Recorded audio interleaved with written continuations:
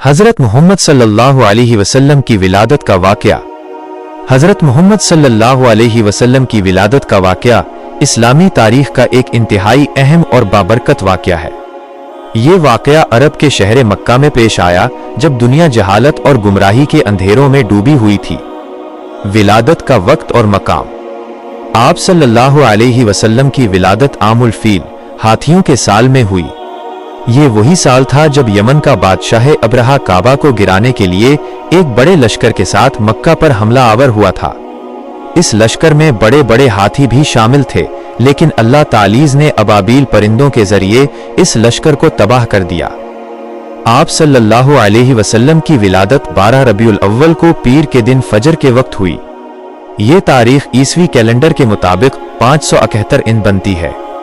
आपकी विलादत मक्का में हुई। विलादत से पहले के वाक़यात।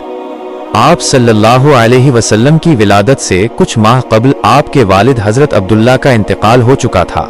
आपकी वालिदा का नाम हज़रत आमना था। विलादत के वक्त उनके पास हज़रत फातिमा बिनते अब्दुल्ला, हज़रत उस्मान की वालिदा और शिफा बिनते उमर बिन औफ, अब्दुर्रहमान बिन औफ की वालिदा मौजूद थीं। विलादत के वक्त हज़रत आमना ने कुछ मोजज़ाती निशानियां देखें। एक नूर उनके जिस्म से निकला जिससे शाम के महल्लात रोशन हो गए। कसरीज के महल के 14 कंगूरे गिर गए। ईरान का मुकद्दस आतिश कदा बुझ गया। बहीरा सावा खुश्क हो गया। उन तमाम वाक़यात ने एक अजीम शख्सियत की आमद की बशारत दी। विलादत का वाक़या।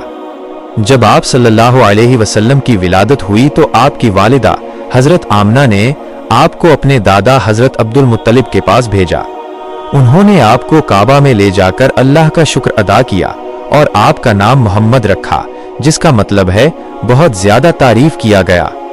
हजरत अब्दुल मुत्तलिब ने ये नाम इसलिए रखा कि उन्हें यकीन था कि ये बच्चा तमाम दुनिया में काबिले तारीफ होगा। आपकी विलादत के बाद आपको सबसे पहले आपकी वालिदा ने दूध पिलाया, फिर सवेबा ने, जो कि आपके चचा अब्बू लहब की आजाद करदा लौंडी थीं। उसके बाद आपको एक बदवी खातून हजरत हलीमा सादिया की गोद में दे दिया गया। हजरत हलीमा सादिया ने आपकी परवरिश की और इस दौरान उनके घर में बेशुमार बरकतें नाजिल हुईं।